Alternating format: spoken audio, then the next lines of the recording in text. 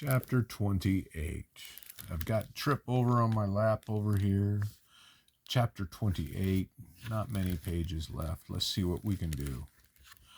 I hadn't studied chaos theory yet, but if it involves frenzied masses, I was experiencing it in the green room before the play.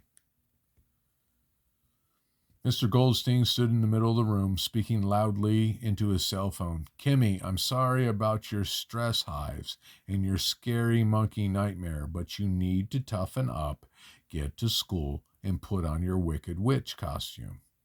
Allie sat in the back corner, slumped over a highlighted script as she muttered her lines. Every 10 seconds or so, she let out a long sigh. Juan Chow, our props manager, burst into the green room. Where's Toto? He shouted. We're toast without Toto. Allie looked up from her script and cried, Toto's missing? Oh, no.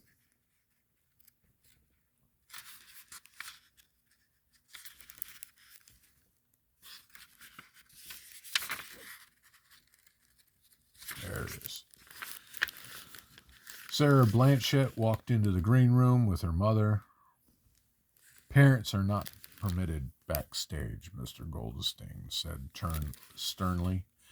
But Henry Tomasil's father is here, she said. He's a mechanic. He's trying to fix the stage curtains. The entire right side won't even open. He took a deep breath. Miss Blanchett, find a seat in the audience, please. Sarah needs my TLC, she said. TLC, Diego murmured a few feet away. Treatment like a child? I giggled, mostly from nerves. Allie's grandmother walked into the green room. Mr. Goldstein repeated, Parents are not permitted backstage. Allie's grandfather followed her, carrying 3 large pizza boxes. Never mind, come in, Mr. Goldstein said. My phone pinged with a text.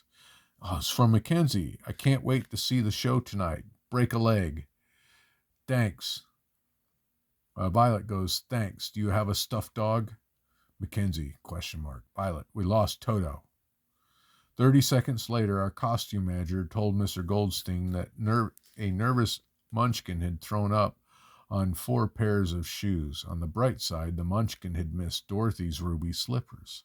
With everyone distracted, I grabbed my lion's costume, ran outside, violating Mr. Goldstein's rule about keeping ourselves and our costumes backstage. I unzipped the costume, tucked it inside out, and frantically waved it in fresh air to get rid of the stink. After about 8 strong waves, I put the costume near my nose and took a big swiff. Yuck! Still disgusting. I held the costume away from me as I walked back to the building. My mom stood outside the door carrying a spray bottle. What are you doing? Parents aren't allowed backstage, I said, even though Sarah's mother and Allie's grandpa were there, and the vomiting munchkin mother was on her way with the Tums and the cleaning supplies. After you told me about your costume problems, I Googled ways to freshen up sweat smells. Mom took my inside-out costume from me and wrinkled her nose. You weren't kidding. This reeks. She held it away from us and pressed the tab of the spray bottle and doused the costume. What's in there? I asked. Water. Mom took it away from me and one other ingredient. Make sure you stay away from open flames. Oh, gee. I took my costume from her and sniffed it. There was just a slight odor. No, much better. Thanks, Mom. You're welcome. I'll be rooting for you from the front row. Can I have the spray bottle? I asked. I'm not the only one with a smelly costume. She shook her head. But that other ingredient, Mom leaned in and whispered, supposedly the best thing from removing odors from costumes is distilled vodka. She hugged me and hurried away. When I came back inside, Sarah was pleading with Mr. Goldstein to let her wear a brown mini dress instead of her ugly burlap scarecrow costume, while he said, no, no, no, no, no. I'd just gotten into my costume and makeup when Mackenzie rushed into the dressing room. She held up a plastic bag. I brought Toto. He's the only stuffed dog I have. She pulled out a large stuffed Scooby-Doo dog that had seen better days. It also had seen better years, probably better decades, too. Its fur was faded and frayed, its left eye and right ear were missing, and it had a neck tattoo of crooked red hearts. The thing was too big for Dorothy's basket. It might scare young children in the audiences. Plus, it was a dark terrier like the famous movie Toto. It was Scooby-Doo. Mackenzie handed him to me. Give him back when you're done with him, okay? Why? I couldn't help asking. This guy slept on my bed from like the time I first got a bed until, well, he sleeps on my bed.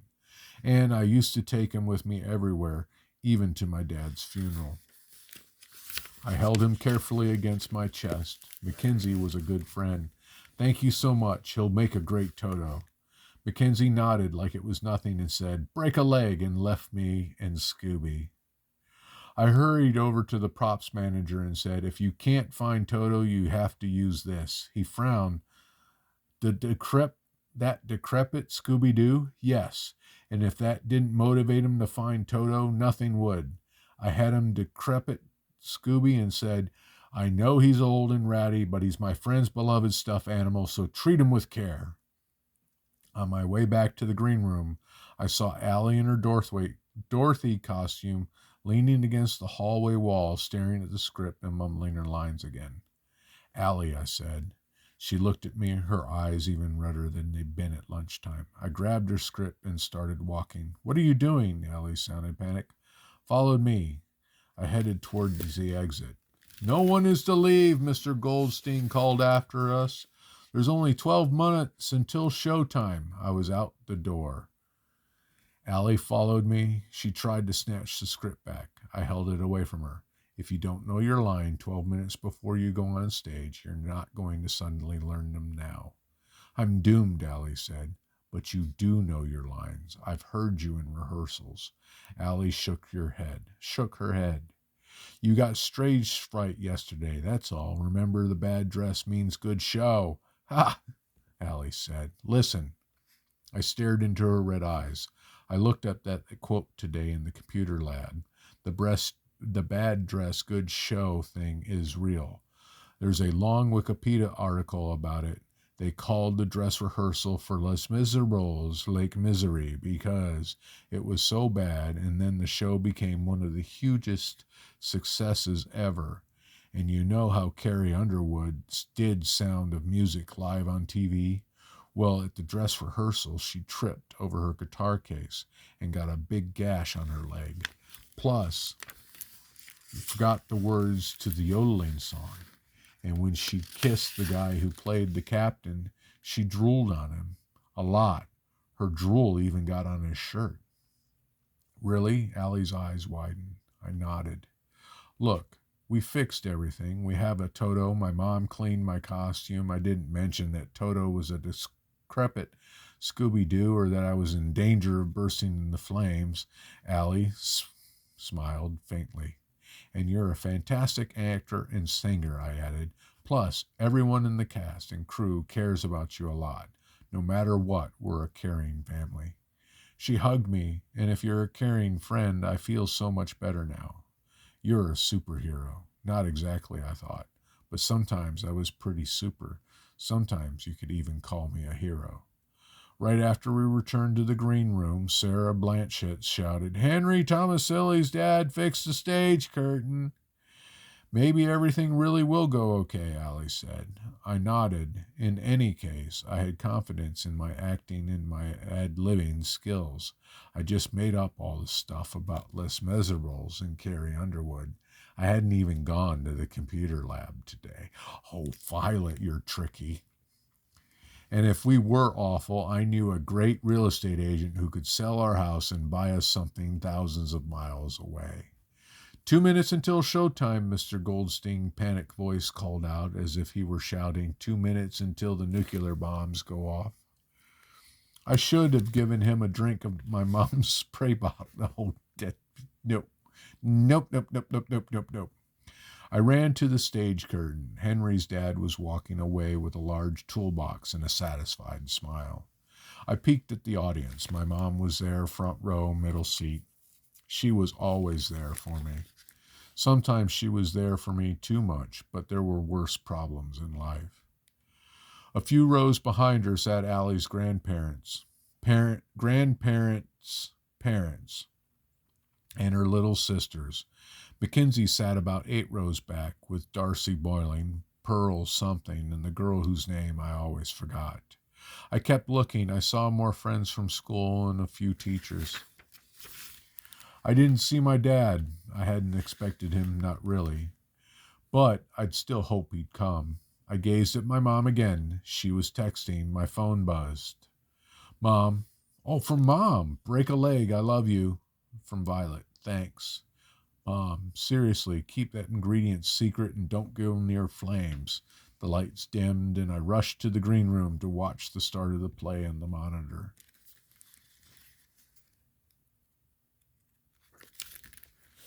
Everyone in the green room stared at the video monitor. The curtains opened perfectly. We all seemed to exhale at once. Allie stood downstage in her blue gingham pinafore. She clutched a tan wicker basket with Scooby-Doo duct taped into it. The first scene went smoothly. No miscues, or anti-M&Ms, and sneezing fits, and the green room gang exhaled together again. Then Allie was alone on stage, singing Somewhere Over the Rainbow. Her voice didn't sound like Judy Garland's, but it was lovely in its own way, sweet and honest, like Allie herself. Right before the last verse, the one about happy bluebirds, the sound effects came in too early, drowning Allie's voice with a recording Mr. Goldstein had made at the senior center. The first sound was a large gust of wind, actually a blow dryer and a ceiling fan. Then Mr. Goldstein's husband's voice shouted, "Tornado!" An old man yelled, "Shelter down, Thelma!" And an old woman said, "Don't tell me what to do, Jerome." And another old woman said, "Keep it down, I'm trying to nap here." Finally, the recording shut off. Allie ad-lib, "Sounds like a tornado's coming. I'll just sing this last verse before going inside." The audience laughed. No one in the green room laughed. Allie sang the last verse in a slightly shaky voice while I stared at the monitor and tried to send her encouraging thoughts. "She'd better not ruin the play again," Sarah Blanchett muttered. "Why don't you try being supportive?" I said. "Sarah, you're on in a few minutes," Diego said from behind her. "You need to get ready." Sarah bent down and stared at the chair next to her. "Where's my scarecrow mini dress?" "I put it right here." "The dress Mr. Goldstein told you not to wear?" I asked. "You hid it, didn't you, Violet? Where is it?" Sarah demanded.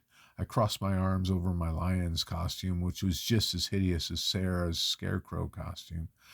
"I swear on my great-grandmother's grave I didn't touch your little dress." "You're going to miss your cue," Diego said. On stage, Glinda, the good witch, welcomed Dorothy to Munchkin Land. Backstage, Sarah cursed out Diego and me before running to the wings. Diego and I burst out laughing. "I spy a missing dress," I said, pointed to Diego's lumpy right calf. He bent down, rolled up his silver 10-man pants leg, and took out the scrunched-up dress. "How did that get in there?" he asked with a smile. As he returned Sarah's dress to the chair, I stared at the video monitor, relieved. Allie seemed to have gotten her confidence back. A few minutes later, Sarah stood on stage singing "If Only I Had a Brain." Her costume really was ugly, a shirt and pants made from burlap sacks with pieces of straw glued on them, a thick belt and an orange pointy hat. But scarecrows weren't supposed to be cute. They're supposed to scare crows. Sarah sang like the scarecrow in the movie, except a lot angrier. Diego played the Tin Man with a silly, squeaky voice. Each time Dorothy moved his limbs, he said "ow" or "oi" or "caramba" or "oy vey." The audience laughed like crazy. Phew. When he got serious in his song about wishing for a heart, I felt my own heart swell. Then it was time for my big courage song. I stood downstage and opened my mouth, but nothing came out. I peered into the dark at the audience. I could only see the first few rows. I could tell Mom was worried. I could also tell that she could tell that I was worried. Allie thinks I have a pretty voice, I told myself. Mr. Goldsting said I'm splendid. Plus, I've practiced this song a quadrillion times. Quadrillion is her favorite number, I think. And the most important thing, even more important than what Allie and Mr. Goldstein think of me, is that deep down, I know I'm good. Huh. I started singing. I was good. As I sang about being a lion instead of a mouse, I realized I'd become more like a brave lion than a timid mouse. I refused to quit the play when Mackenzie asked me to. I summed up that courage to apologize to Allie and tell off my dad. Now I had the nerve to belt out this song in front of a quadrillion strangers and even scarier people I knew. The applause at the end of my solo was loud and long enough to bask in. Then Allie, Diego, Sarah, and I skipped around the stage, arm in arm, and we took 3 extra laps as we waited and waited for the green spotlight. When it finally came on, we exclaimed that we must be nearing the Emerald City and sang, "We're off to see the wizard." The curtain closed shakily this time for intermission. The first act of the play was over, and we'd survived. Actually, we thrived. So, problems in Act 2 of the play. The munchkin who was sick before the play admitted he barfed on the Toto prop and thrown it behind some bushes, so we were stuck with Scooby-Doo Toto. When the Wicked Witch came on stage, a little kid cried in terror. The Wicked Witch said, "This is Mr. Goldstein's fault. He made me do the play tonight." Monkey number 2 broke up with monkey number 1 during intermission, causing monkey number 1 to play her part with tears streaming down her face. Whoops. Good things about the play. My costume didn't burst into flame. We remembered almost all of our lines. The person who blew the most lines was Sarah. The play went a lot better than the dress rehearsal, and we got a standing ovation. Great things about the play. During the final bow, when the whole cast held hands, I stood next to Diego. Our hands fit perfectly together as they're made for each other. Diego and I held hands longer than anyone else standing silently behind the curtain after it had shakily closed. And finally, Diego gave my hand a little squeeze and let go. Then we ran off. It was the most romantic minute of my life. When I got to the girls' dressing room, Allie grinned at me, exclaimed, "We did it!" "I know we could," I said. "I did it," she said. "I didn't," she said. The door opened wide and Mackenzie walked in. "Actors only," Sarah said with a sneer. "No fangirls allowed." "I'm definitely not your fangirl," Mackenzie shot back. Allie and I giggled. Mackenzie rushed to me and gave me a quick hug. "Congratulations, good show." "Thanks, we couldn't have done it without your Scooby-Doo," and I handed him back to her. "True, Mackenzie, we really needed him," Allie said. "You did terrific tonight, Allie," Mackenzie said. "Thanks, I'm glad you came," Allie said. "I'm glad you came," Allie said. "I need to go. My family's waiting for me. It's past my sister's bedtime." "If you want to stay longer, I bet my mom could give you a drive home," I said. "Yeah," Mackenzie nodded. "Violet's mom's always driving people home. She's great." "Ask your parents," I told Allie. "We can sit in the back seat together and talk." After Allie walked out, Mackenzie said, "I shouldn't have quit the play. I might not be the most talented person, but I could have acted like a monkey without sobbing." I laughed. "Hey, you want to sleep over tomorrow night?" "Sure," Mackenzie said. "Did your dad come to the play?" "Highly doubtful," I said. "Sorry. It's okay. I'm over it." Mackenzie raised her eyebrows. "Highly doubtful. We can talk about it tomorrow night. Or call me before then." I nodded. "Thanks." "You should go greet your fans and enjoy your Horton Johnson Middle School fame," Mackenzie said. "And I'd better leave before Sarah reports me for trespassing." Right after Mackenzie left, my mom walked in. She hugged me. "You were fantastic. I loved the play." I stepped out of the hug because I had a low tolerance for parental public displays of affection. I said, "We made lots of mistakes." "Really? I didn't notice." Mom lied, and then she said, "Violet, do you know your father is here? I saw him at intermission." My heart pulsed, not in the achy way it felt lately when my thought about Dad, but in the fluttering butterfly way I couldn't help asking Mom, "Did you sit together?" She shook her head. My butterflies drooped a little bit. "I need to get out of this costume," I said. Dad wasn't a patient person. It would be awful if he left while I was still in the dressing room. "I'll wait in the auditorium," Mom said. I scrubbed off my makeup before she even left the room and threw on my jeans and t-shirt and hurried out. The auditorium was mostly empty. My parents stood in the aisle about 10 rows back, talking and leaning into each other, only about 5-degree angle for each of them, but I could see it. I took a few more steps towards them. My heart did the fluttery butterfly thing again. I'd fantasize about this, Dad coming into play and talking to Mom. Except in my fantasy, my parents were sitting, and Dad had his arm around Mom. I also pictured a big bouquet of roses on Mom's lap. I hadn't fantasized what their faces would look like, but they would have been tight-lipped and narrow-eyed just like they were now. I never imagined Dad taking out his phone and staring at it while Mom picked at her cuticle. I walked toward Mom and Dad, my fluttery butterflies replaced by stinging wasps. Even though I hadn't seen my parents together in months, walking toward them and their unhappiness, I felt so awfully familiar. Just another night of trying to get between them and head off one of their fights. The stinging wasp felt familiar too. Why had I thought things could change? "Hey, Dad," I said, with my voice shakier than I wanted. He looked up from his phone. He had grown short, fuzzy hair on the lower half of his face. I didn't know if he wanted to grow a beard or didn't feel like shaving. He also had pierced his nose. The round red stud in it looked like a zit.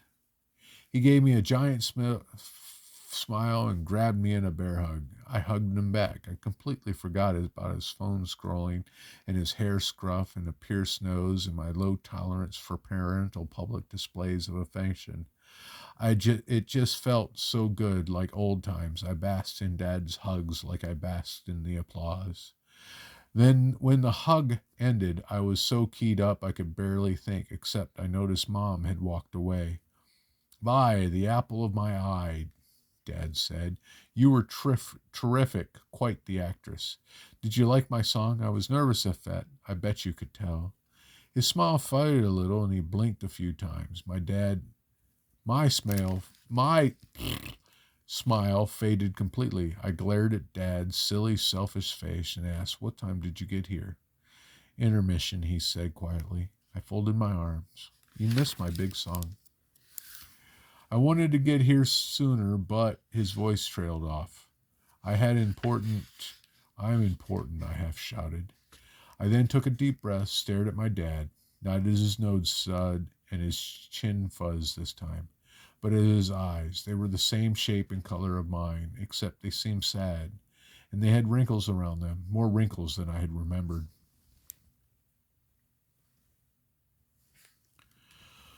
I'd spent the last few months, most of my life really, expecting the Wizard of Oz. I discovered the man behind the curtain. "You are important," Dad stared right back at me.